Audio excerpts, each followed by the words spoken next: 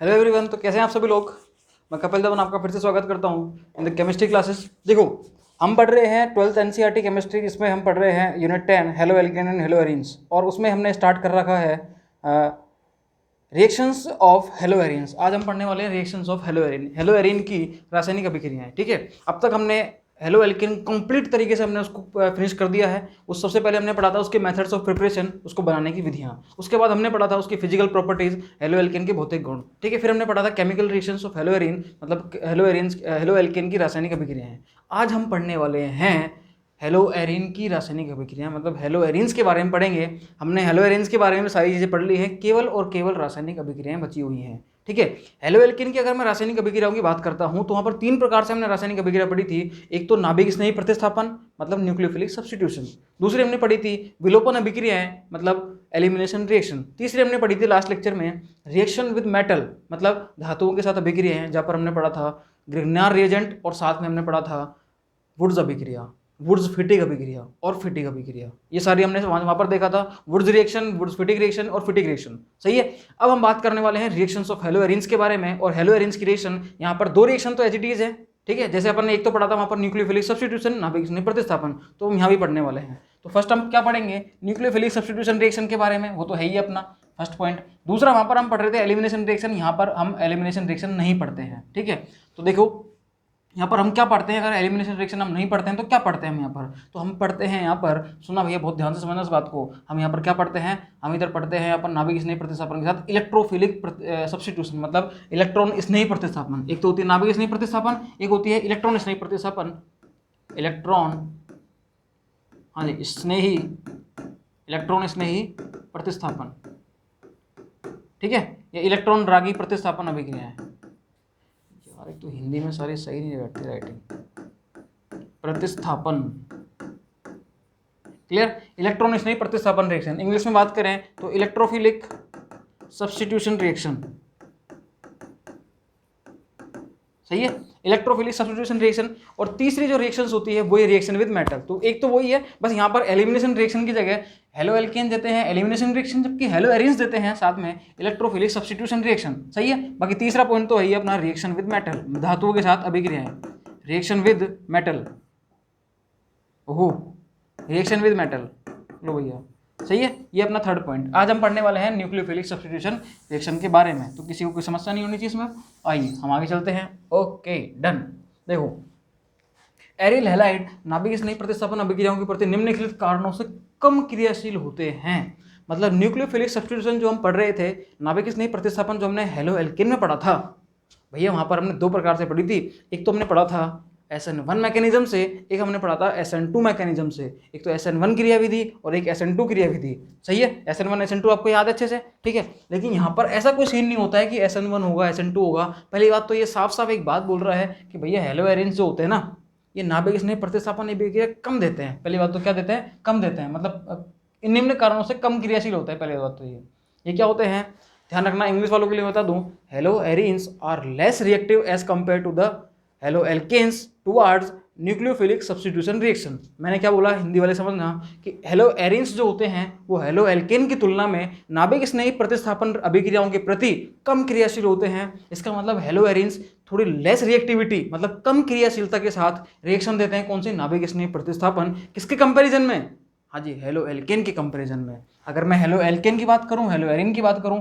तो halo alkane SN1 SN2 बहुत गजब तरीके से देते हैं, जबकि हेलो एरीन्स भैया कोई अता पता नहीं है, देंगे तो देंगे या नहीं देंगे। मतलब इनके लिए आपको ड्रास्टिक कंडीशंस लेनी पड़ेगी। आपको यहाँ पर, हाँ जी, जो अभिक्रिया की जो क्या बोलेंगे कंडीशन, मतलब शर्तें, अभिक्रिया का जो मौसम होगा, उसका जो एनवायरनमेंट होगा, वो आपको चेंज करना पड़ेगा। आपको हाई टेम्परेचर देना पड़ेगा, आपको हाई प्रेशर देना पड़ेगा, आपको वहाँ पर गजब के कैटलिस्ट लेने पड़ेंगे। इसका मतलब आपको क्या करना पड़ेगा, उसके लिए ड्रास्टिक कंडीशन, मतलब एक एनवायरनमेंट से थोड़ी परे हटके आपको अलग कंडीशंस लेनी पड़ेंगी। ऐसा नहीं है कि रिएक्शन रूम टेम्परेचर पर हो जाएगी, 1 एटमॉस्फेरिक प्रेशर पर हो जाएगी। आपको प्रेशर भी अच्छा लगाना पड़ेगा, आपको टेम्परेचर भी अच्छा देना पड़ेगा, आपको कैटलिस्ट भी अच्छा लेना पड़ेगा।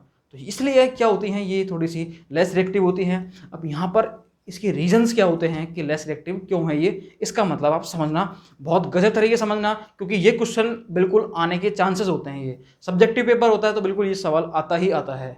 ठीक है, कि हेलो एरीन्स एलो एल्केन की तुलना में नाभिक स्नेही प्रतिस्थापन अभिक्रियाओं के प्रति कम क्रियाशील होते हैं। क्यों?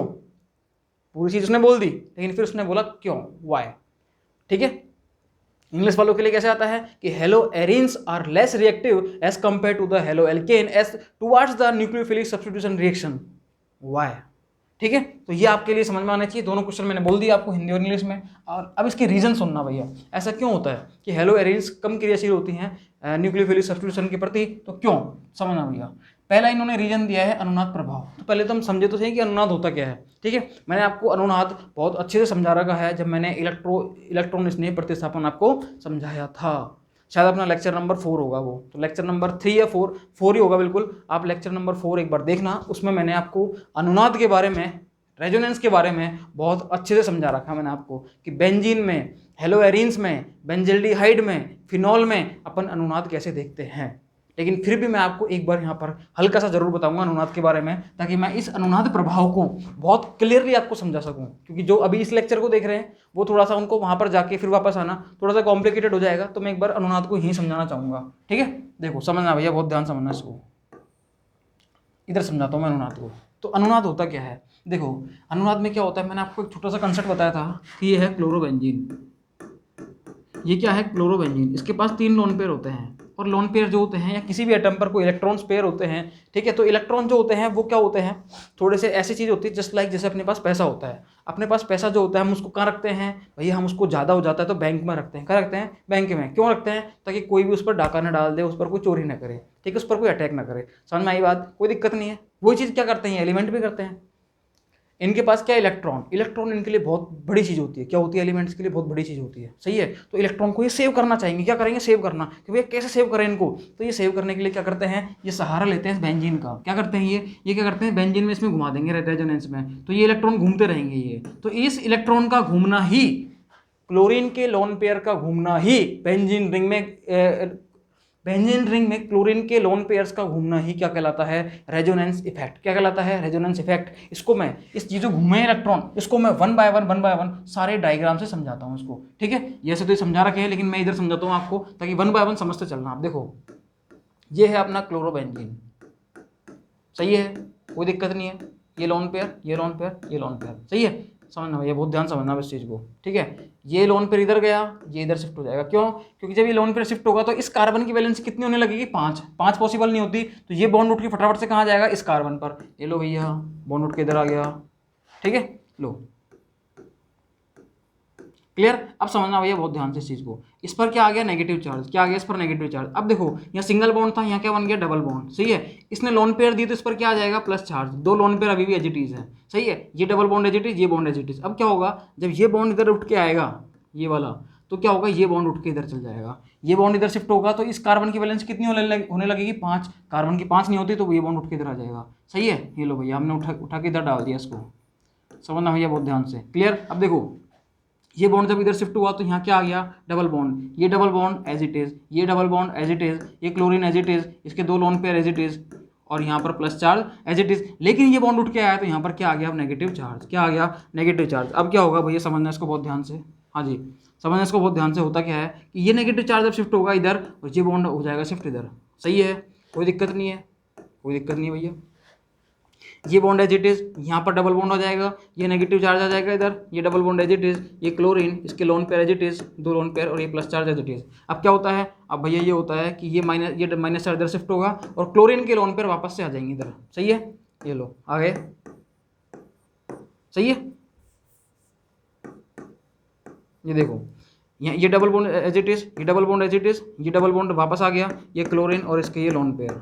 क्लियर है, कोई दिक्कत नहीं। मतलब हुआ क्या, इस क्लोरीन ने अपने लोन पेयर्स को बेंजीन रिंग में रोटेट करा दिया, और रोटेट कराने की वजह से ऑर्थो और पैरा पोजीशन पर क्या आ गया, नेगेटिव चार्ज। वो तो हम सीख रहे थे कि अगर आपको इलेक्ट्रॉन स्नेही प्रतिस्थापन अभिक्रिया करानी हो, इस पर आपको इलेक्ट्रॉन स्नेही का चिपकाना हो या इलेक्ट्रॉन स्नेही का अटैक कराना हो, तो इलेक्ट्रोफाइल जो होता है वो कहाँ अटैक करेगा, जिसको जहाँ पर ज़्यादा इलेक्ट्रॉन डेंसिटी दिखेगी या जहाँ पर नेगेटिव चार्ज दिखेगा, तो ये इलेक्ट्रोफाइल जो है ये कहाँ कहाँ पर अटैक कर सकता है, ये अटैक कर सकता है भैया। हाँ जी, इलेक्ट्रोफाइल कहाँ अटैक कर सकता है, इस ऑर्थो पोजीशन पर। ये अटैक कर सकता है कहाँ पर, इस पैरा पोजीशन पर।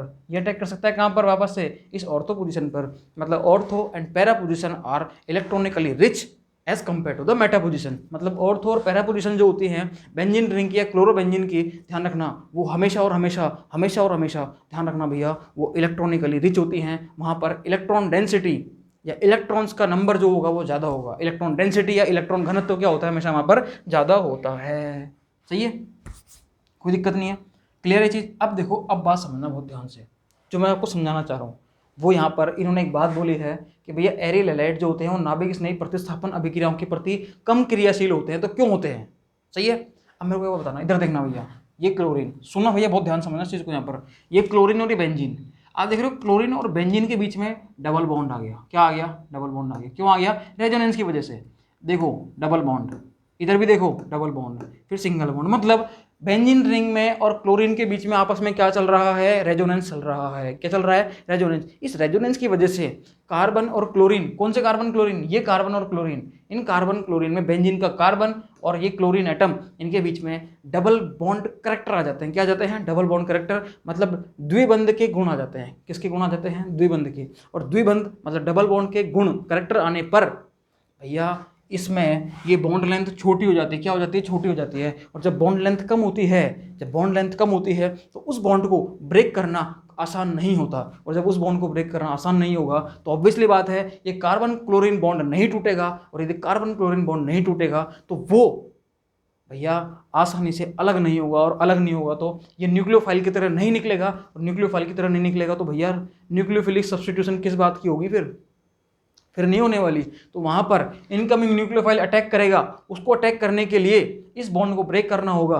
और ये बॉन्ड जो होता है ये सिंगल बॉन्ड नहीं होता, ये डबल बॉन्ड करेक्टर वाला बॉन्ड होता है। ना तो ये सिंगल बॉन्ड होता है ना ये डबल बॉन्ड होता, इसमें डबल बॉन्ड के बीच के गुण आ जाते हैं। क्या आ जाते हैं? सिंगल बॉन्ड और डबल बॉन्ड के बीच के गुण आ जाते हैं। मतलब इसमें पार्शियली, मतलब हल्के फुल्के डबल बॉन्ड करेक्टर आ जाते हैं। और डबल बॉन्ड करेक्टर आने की वजह से ये बॉन्ड की लेंथ कम हो जाती है। और लेंथ कम होगी तो ये बॉन्ड स्ट्रॉन्ग हो जाता है। तो एक कोई भी आने वाला जो न्यूक्लियोफाइल है, नाभिक स्नेही कोई सा भी होगा, वो इस हाँ जी, इस सीसीएल बॉन्ड को आसानी से ब्रेक नहीं कर पाएगा। और ब्रेक नहीं कर पाएगा तो भैया ये नाभिक स्नेही प्रतिस्थापन अभिक्रियाएं आसानी से नहीं दे पाएंगे। बोलो भैया, समझ में आया या नहीं आया? तो पहला रीजन आपके समझ में आया गया कि अनुनाद प्रभाव की वजह से हेलो एरिन्स क्यों इजीली न्यूक्लियोफिलिक सब्स्टिट्यूशन रिएक्शन नहीं देते हैं। क्लियर? ओके, आगे चलते हैं।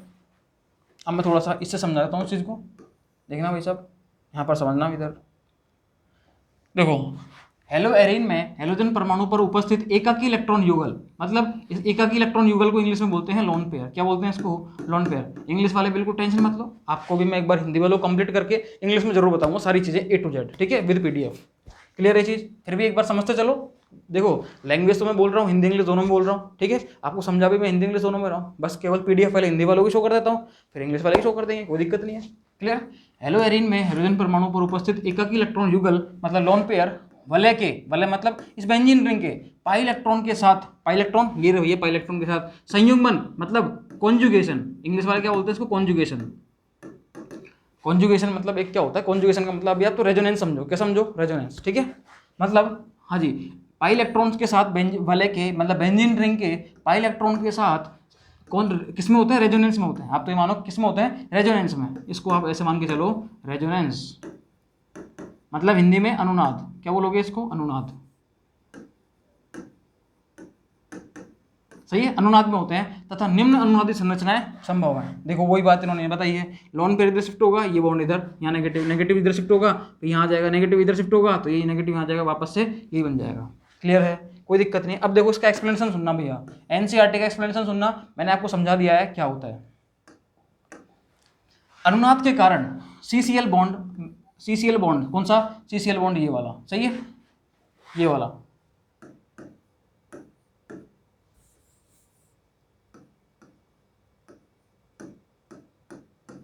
ये जो बॉन्ड है ये वाला, ये CCl बॉन्ड जो है ये, हाँ जी, इसमें आंशिक द्विबंध के गुण आ जाते हैं। किसके आंशिक द्विबंध का मतलब क्या होता है? आंशिक द्विबंध का मतलब होता है पार्शियली डबल बॉन्ड करेक्टर, ठीक है। इसको मैं इंग्लिश में लिख देता हूँ, इसका मतलब क्या होता है? पार्शियली डबल बॉन्ड करेक्टर आ जाते हैं, पार्शियली, हाँ जी, double bond character, double bond character, सही है, हाँ जी। रेजोनेंस के कारण CCl बॉन्ड जो होता है उसमें डबल बॉन्ड कैरेक्टर आ जाते हैं, मतलब द्विबंध के गुण आ जाते हैं, जिसके परिणाम स्वरूप हेलो एल्केन की तुलना में हेलो एरीन में आबंध विदलन अपेक्षाकृत कठिन हो जाता है। देखो हेलो एल्केन की बात करते हैं तो RX होता है, तो यहाँ पर केवल सिंगल बॉन्ड रहता है। ये क्या रहता है? Single bond. ये बॉन्ड कैसा रहता है? केवल सिंगल बॉन्ड। लेकिन यहाँ पर ये सिंगल तो सिंगल नहीं रहता है, इसमें कुछ ना कुछ डबल बॉन्ड के कैरेक्टर आ जाते हैं। किसके कैरेक्टर आ जाते हैं? डबल बॉन्ड के। सही है। और इसको तोड़ना, अब देखो अगर आपको न्यूक्लियोफिलिक सब्स्टिट्यूशन कराना है, क्या कराना है आपको? नाभिक स्नेही प्रतिस्थापन, तो ये न्यूक्लियोफाइल आएगा। इसके लिए इस हेलो एल्केन के इस बॉन्ड को तोड़ना आसान रहेगा या फिर इस डबल बॉन्ड को, ये जिसमें डबल बॉन्ड की गुण है, तो ऑब्वियसली किसको? RX को। तो RX जो होते हैं मतलब हेलो एल्केन जो होते हैं वो इजीली न्यूक्लियोफाइल के साथ न्यूक्लियोफिलिक सब्स्टिट्यूशन रिएक्शन दे देते हैं, नाभिक स्नेही के साथ नाभिक स्नेही प्रतिस्थापन रिएक्शन हेलो एल्केन आसानी से दे देते हैं। जबकि हेलो एरीन्स जो होते हैं वो कभी भी मतलब देंगे तो बहुत मुश्किल से क्या करते हैं? इस नाभिक स्नेही के साथ, इस न्यूक्लियोफाइल के साथ नाभिक स्नेही प्रतिस्थापन अभिक्रिया नहीं देते हैं या बहुत मुश्किल से देते हैं। मतलब न्यूक्लियोफिलिक सब्स्टिट्यूशन रिएक्शन जो होती है वो बहुत मुश्किल से देते हैं। कौन? Hello arenes. कौन देते हैं? Hello arenes. क्लियर है? ओके, समझो भैया इसको बहुत ध्यान से।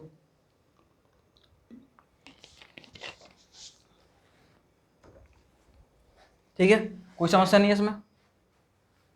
देखो आगे चलते हैं अपन। आगे क्या दे रखा है आपको? सेकंड जो एग्जांपल देखो इसने बता दिया, अतः ये नाभिक रागी प्रतिस्थापन अभिक्रियाओं के प्रति कम क्रियाशील होते हैं। क्यों? क्योंकि इस बॉन्ड को ब्रेक करना क्या हो जाता है? कठिन हो जाता है। सही है।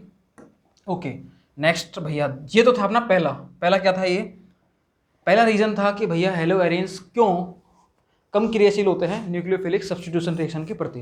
ठीक है, नाभिक स्नेही प्रतिस्थापन के प्रति। दूसरा देखना, CX आबंध में कार्बन परमाणु के संकरण में अंतर। देखो हेलो एल्केन में हेलोजन से जुड़ा कार्बन परमाणु sp3 संकरित होता है। ठीक है, जबकि हेलो एरीन में हेलोजन परमाणु से जुड़ा कार्बन परमाणु sp2 संकरित होता है। अब समझना क्यों होता है सर। देखो अगर मैं बात करता हूँ हेलो एल्केन की और ये हेलो एरीन है, इसमें बात करूं तो भैया ये तो sp3 हुआ ना। क्या हुआ? sp3। जबकि इसमें बात करूं तो ये क्या हो गया? sp2। क्यों? क्योंकि डबल बॉन्ड से जुड़ा हुआ है। मैंने आपको बता रखा है कि अगर सारे के सारे अगर कार्बन कार्बन बॉन्ड जो है वो सिंगल बॉन्ड है, कैसे हैं? सिंगल बॉन्ड, तो ये जो होगा ये sp3 संकरित होगा। क्या होगा? sp3। ये भी sp3, ये भी sp3। अगर वहाँ पर एक डबल बॉन्ड है, एक भी डबल बॉन्ड है तो ये sp2 संकरित हो जाता है, और अगर वहाँ ट्रिपल बॉन्ड है तो ये sp संकरित हो जाता है। सही है। तो देखो यहाँ पर डबल बॉन्ड है तो क्या हो गया? ये sp2 संकरित। यहाँ पर सिंगल बॉन्ड ही है तो क्या हो गया? sp3 संकरित। क्लियर है? समझ में आ गया? कोई दिक्कत नहीं है। अब समझो भैया, देखो समझना, ये sp2 संकरित है, ये sp3 संकरित है। sp2 जो होता है इसमें आप देखो तो इसमें s करेक्टर कितने आ गए भैया? देखो sp2 में देखो s करेक्टर कितने होंगे? हाँ जी, समझो इसको बहुत ध्यान से। sp2 में s करेक्टर कितने होते हैं भैया? हाँ जी 33 मतलब ये s करेक्टर कितने हो जाएंगे? 33%। कितने हो जाएंगे? 33.33%। निकाल के देख लेना। सही है। अरे यार निकालना क्या है इसमें? एक s का है, दो p के हैं, कितने ऑर्बिटल हो गए? 3 ऑर्बिटल हो गए। कितने हो गए? 3 ऑर्बिटल। कितने हो गए टोटल? 3 ऑर्बिटल। 3 में से आपको इस s का निकालना है, मतलब s तो एक ही है ना, 3 में से आपको एक का निकालना है, तो ऐसे तो निकालते हैं अपन। सही है। कितने ऑर्बिटल हो गए? 2 इसके, 1 इसके, 3 में से आपको एक s का निकालना है, तो कितना आ जाएगा? 1/3। अब 1/3 निकालोगे तो आंसर क्या आएगा? 33.33। सिंपल था, जनरल मैथ से बिल्कुल। ठीक है, क्लियर, कोई दिक्कत नहीं है। अब देखो इधर आ जाओ, इधर बात करता हूँ तो sp3 जो है, इस sp3 में s करेक्टर कितने हो जाएंगे भैया? देखो कितने हैं? एक s का 3 pk, मतलब एक s का 3 pk कितने हो गए टोटल? 4। कितने हो गए? 4। और s का कितना है केवल? एक ही, तो 1/400 कितना हो गया? 25। कितना हो गया? मतलब s करेक्टर कितने हैं यहाँ पर? 25%। भैया इधर s करेक्टर कितने हैं? 33%। इधर कितने हैं? 25%। s करेक्टर ज़्यादा कहाँ पर हैं भैया? यहाँ पर। तो जहाँ पर s करेक्टर ज़्यादा होते हैं, s ऑर्बिटल जो होता है, s ऑर्बिटल नाभिक के ज़्यादा पास होता है, s ऑर्बिटल नाभिक के ज़्यादा पास होने की वजह से उस पर नाभिक का आकर्षण बल ज़्यादा लगता है, तो उस बॉन्ड को तोड़ना या उस ऑर्बिटल से जो बॉन्ड बन रहा है उसको तोड़ना ज़्यादा मुश्किल होता है। क्यों? क्योंकि s जहाँ पर s करेक्टर ज़्यादा होंगे तो वो नाभिक के पास होगा, और नाभिक के पास होगा तो उस पर उसकी पकड़ जो होगी, ये जो वो बॉन्ड बनेगा वो बहुत स्ट्रॉन्ग बॉन्ड बनेगा, उसको तोड़ना आसान नहीं होता। ठीक है, तो बेंजीन रिंग में ये जो बॉन्ड बनता है ये sp2 हाइब्रिड ऑर्बिटल से बनता है, sp2 संकरित कक्षक से बनता है, जबकि यहाँ पर ये जो बॉन्ड बनता है ये sp3 संकरित कक्षक से बनता है। यहाँ पर इस कार्बन का संकरण sp3 होता है, यहाँ पर sp2 होता है, और इसी वजह से s करेक्टर यहाँ ज़्यादा होने की वजह से ये बॉन्ड बहुत स्ट्रॉन्ग होगा, और न्यूक्लियोफाइल जो होता है नाभिक स्नेही जब आएगा तो यहाँ पर इजीली अटैक नहीं कर पाएगा, और करेगा तो उसको रिप्लेस नहीं कर पाएगा, और नहीं कर पाएगा इसलिए ये क्या करते हैं? थोड़ा कम क्रियाशील होते हैं इसके कंपैरिजन में। यहाँ पर तो क्या होता है, नाभिक स्नेही आया, अटैक करा और ये X माइनस बाहर, जबकि यहाँ पर भैया थोड़ा सा इसमें क्या है, sp2 संकरित है। ये क्या है, एक तो मैंने आपको बता ही दिया क्या आ जाते हैं, डबल बॉन्ड कैरेक्टर आ जाते हैं, दूसरा ये sp2 संकरित है।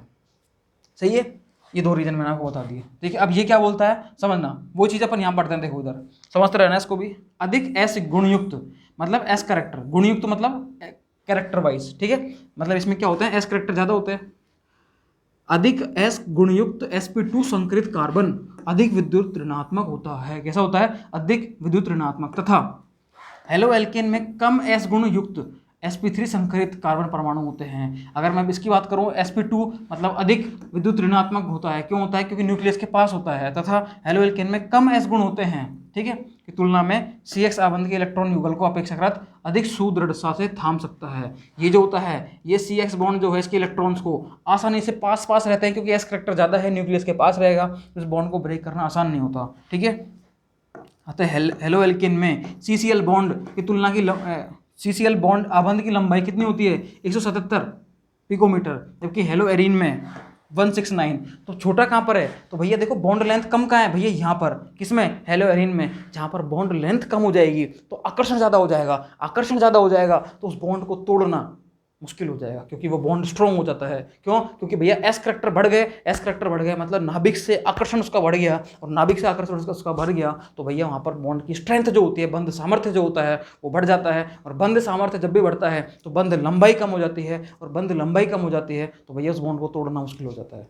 क्लियर, वो चीज़ इन्होंने यहाँ बोली है कि बॉन्ड लेंथ जो है वो तो क्या हो गई भैया, हेलो एरिन्स में क्या हो गई, बॉन्ड लेंथ देखो 169 कम हो गई, तो बॉन्ड लेंथ कम होना मतलब बंध सामर्थ्य बढ़ना, मतलब बॉन्ड स्ट्रेंथ होना, ठीक है।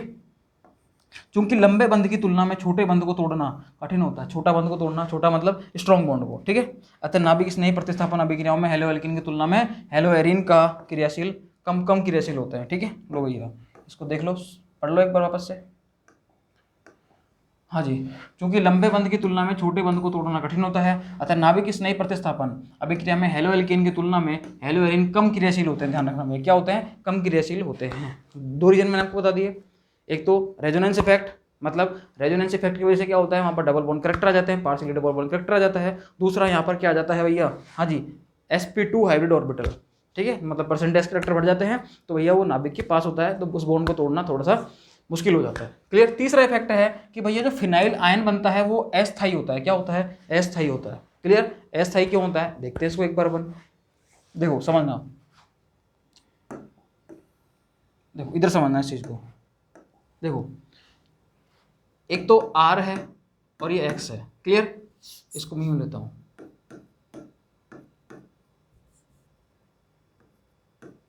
ये है, जब यहां से ये निकलेगा तो क्या बनेगा, यहां से ये कार्बोकेटन बनता है X माइनस निकलने के बाद। सही है, ये कार्बोकेटन इस प्लस चार्ज को, पहली बात तो ये कैसा होता है, हाँ जी, ये पहले क्या था, ये sp3 था, ठीक है, sp3 था, ये हेलोजन निकलने के बाद ये sp2 हो गया।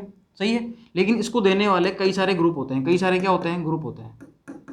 सही है, बहुत सारे ग्रुप होते हैं ये। क्लियर है, कोई दिक्कत नहीं है। अब मैं बात करता हूँ किसकी, बहुत सारे ग्रुप होते हैं जो कि इसको क्या करते हैं, स्टेबलाइज कर देते हैं, मतलब यहाँ पर फिर भी स्टेबल होता है ये। लेकिन बात करते हैं बेंजीन रिंग की, किसकी बात करते हैं, बेंजीन रिंग की।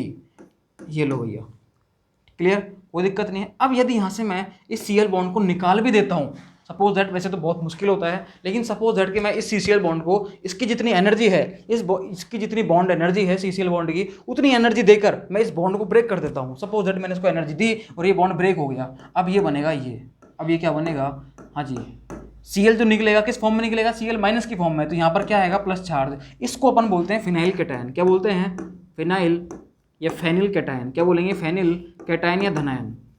इंग्लिश वाले क्या बोलेंगे, फेनिल धनायन, ठीक है, सॉरी फेनिल फिनाइल कैटायन, और हिंदी वाले क्या बोलेंगे, फेनिल धनायन, ठीक है। अब ये जो बनता है, यहाँ पर देखना भैया, ये जो बनता है यहाँ पर, ये कैसा होता है भैया, sp संकरित होता है। क्या होता है ये, sp संकरित। यहाँ पर sp3 से sp क्या हो रहा था, ये sp3 से sp2 हाइब्रिडाइज हो रहा था। यहाँ पर अपन बात करें तो यहाँ पर इसका संकरण क्या था, मैंने आपको बताया था sp2। इसकी बात करता हूँ यहाँ पर, तो भैया ये तो sp ही हो गया। क्या हो गया, sp। इधर देखते हैं तो प्लस चार्ज जो है वहाँ पर क्या है, sp2 संकरण है, मतलब S कैरेक्टर क्या है, फिर भी 33% है। क्या है, 33%। जबकि यहाँ पर बात करते हैं तो भैया sp है, मतलब यहाँ पर तो s करेक्टर कितने आ गए, 50% आ गए। क्या आ गए, 50%। निकाल लो भैया, sp में निकाल लो, 2 ही ऑर्बिटल हैं और एक s का निकालना तो 1/2 इंटू 100 कितना आएगा, 50%। आप तो ये मान के चलो भैया यहाँ पर ये जो प्लस चार्ज आ रहा है ये बहुत ज़्यादा अनस्टेबल है, अस्थायी है। अस्थायी क्यों है ये, मैंने आपको बता दिया। यहाँ पर sp हाइब्रिड है ये, ठीक है, sp हाइब्रिड ऑर्बिटल में है प्लस चार्ज ये। इसका मतलब क्या है कि इस पर s करेक्टर ज़्यादा होंगे और s करेक्टर कितने आ रहे हैं, 50%। s करेक्टर ज़्यादा आता है तो मैंने आपको बता ही दिया कि वो नाभिक के पास होता है, तो भैया इसको, हाँ जी, नाभिक के पास होता है तो ये स्ट्रॉन्ग होता है। और दूसरी बात, इसमें s करेक्टर ज़्यादा है तो भैया ये प्लस चार्ज क्या हो जाएगा, लेस स्टेबल हो जाएगा। क्या हो जाएगा, लेस स्टेबल। क्या हो जाएगा, लेस स्टेबल। क्लियर है, क्या हो जाएगा ये, लेस स्टेबल। और क्यों हो जाएगा, मैंने आपको बता ही दिया कि प्लस चार्ज वहाँ पर है जहाँ पर एस करेक्टर ज़्यादा है, और एस जो करेक्टर जहाँ पर ज़्यादा होते हैं तो वो जो चीज़ होती है वो ऑर्बिटल न्यूक्लियस के पास होता है, भैया नाभिक के भी पास है और प्लस चार्ज भी है। तो गलत बात है ना यार ये, तो अगर नाभिक के पास है तो इलेक्ट्रॉन होने चाहिए ना ज़्यादा, प्लस चार्ज थोड़ी होना चाहिए, ठीक है। तो भैया ये क्या हो जाता है, अनस्टेबल हो जाता है ये, ठीक है। अब हम सुनते हैं एक बार एनसीईआरटी के एक्सप्लेनेशन, इन्होंने क्या बोला है, देखो समझना भैया बहुत ध्यान से। देखो फेनिल धनायन का अस्थायित्व क्यों होता है, हाँ जी, स्व आयनन मतलब आपने क्या करा, फिर जो ये था हेलोबेंजीन था, हेलोबेंजीन में से आपने क्या करा भैया, यहाँ से इस Cl- को बाहर निकाल दिया, स्वाइनन हो गया। के फलस्वरूप हेलो एरिनो से क्या बनता है, फेनिल कैटायन। क्या बनेगा, फेनिल कैटायन, ठीक है। अनुनाद के द्वारा अस्थायी नहीं हो पाएगा, क्या नहीं हो पाएगा, स्थायी नहीं हो पाएगा। और प्लस चार्ज का रहेगा, sp हाइब्रिड ऑर्बिटल में रहेगा, ठीक है। अतः SN1 क्रियाविधि की संभावना समाप्त हो जाती है। गलत बात भैया, कि यहाँ पर अगर पहले तो क्या हो रहा था कि भैया लोन पेयर इधर आ रहे थे तो नेगेटिव चार्ज घूम रहा था, लेकिन ये नेगेटिव चार्ज इस Cl- के निकलने के बाद जो प्लस चार्ज आता है वो स्टेबल नहीं हो पाता, किसके द्वारा, रेजोनेंस के द्वारा, ठीक है। क्लियर है चीज़, कोई दिक्कत नहीं है। प्लस चार्ज स्टेबल नहीं हो पाएगा और स्टेबल नहीं होगा तो भैया क्या होगा, वहाँ पर SN1 रिएक्शन नहीं होगी। SN1 छोड़ो, SN2 भी, कोई सी भी रिएक्शन नहीं होती है यहाँ पर, सही है। 3 रीजन आ गए। पहला क्या है, आपको पता है कि हेलो एरिन्स जो होते हैं वो नाभिक स्नेही प्रतिस्थापन अभिक्रिया के प्रति कम क्रियाशील होते हैं। क्यों होते हैं, 4 कारण है, 3 बता दिए। पहला अनुनाद प्रभाव, ठीक है। दूसरा ऑर्बिटल वाला बताया था मैंने आपको, sp2 वाला, कि इसका sp2 होता है, इसका sp3 होता है, ठीक है। और तीसरा मैंने आपको क्या बता दिया कि भैया ये फेनिल धनायन जो होते हैं इसका अस्थायित्व। क्लियर। अब चौथा इन्होंने क्या बताया कि भैया संभावित प्रतिकर्षण के कारण इलेक्ट्रॉन धनी नाभिक रागी की इलेक्ट्रॉन धनी एरिन की ओर जाने की संभावना क्या हो जाती है, हाँ जी, कम हो जाती है। देखो इन्होंने क्या बोला, ये बहुत अजीब सी लाइन है ये, मतलब अच्छे अच्छे को समझ में नहीं आती, मैं आपको समझाता हूँ, उसको एक्सप्लेन करता हूँ। देखो कैसे, कि बेंजीन रिंग है, बेंजीन रिंग के थोड़ा सा बताता हूँ मैं आपको उसके बारे में। देखो ये बेंजीन रिंग है, ठीक है,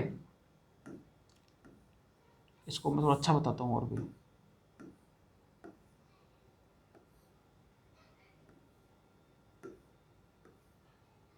देख क्लियर, हाँ जी।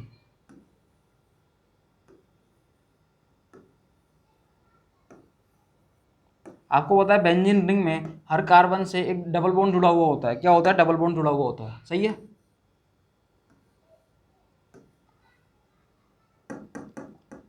देखो आपको पता है बेंजीन रिंग में हर जो मतलब हर अल्टरनेट में क्या होता है, डबल बॉन्ड होता है। डबल बॉन्ड कैसे बनता है, 2 p ऑर्बिटल के पार्शियली ओवरलैपिंग से, ठीक है। ये जो खड़े होते हैं वो उनके पार्शियली ओवरलैपिंग से क्या बनता है, पाई बॉन्ड बनता है। तो देखो ये दोनों जो है आपस में क्या बनाएंगे, डबल बॉन्ड बनाएंगे। ये दोनों आपस में क्या बनाएंगे, डबल बॉन्ड बनाएंगे।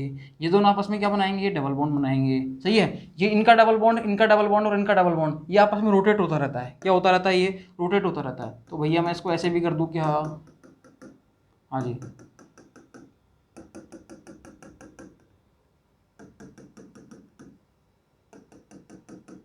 बोलो भैया समझ में आया नहीं आया, समझ में आया या नहीं आया, बताओ भाई साहब।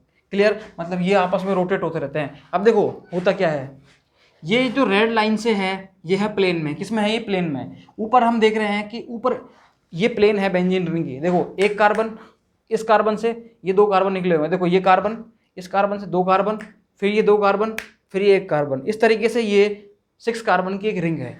और हर कार्बन पर क्या है, एक एक पी ऑर्बिटल है। एक पी ऑर्बिटल ऊपर, देखो ये कार्बन, इससे एक पी ऑर्बिटल, फिर 2 कार्बन दोनों से p ऑर्बिटल, फिर ये दोनों कार्बन इनसे p ऑर्बिटल, और ये कार्बन इससे p ऑर्बिटल। सही है, तो ये क्या है, p ऑर्बिटल है यहाँ पर जगह जगह, एक इधर था, एक 2 यहाँ पर है, 2 यहाँ पर है और एक ये रहा। सही है, अब p ऑर्बिटल जो है उसकी एक लोब तो ऊपर होती है, एक लोब नीचे होती है, तो एक लोब जो है उनके जो इलेक्ट्रॉन्स हैं वो ऊपर घूम रहे हैं और एक कहाँ घूम रहे हैं, नीचे घूम रहे हैं। सही है, तो एक तो घूमेगा ऊपर, एक घूमेगा नीचे।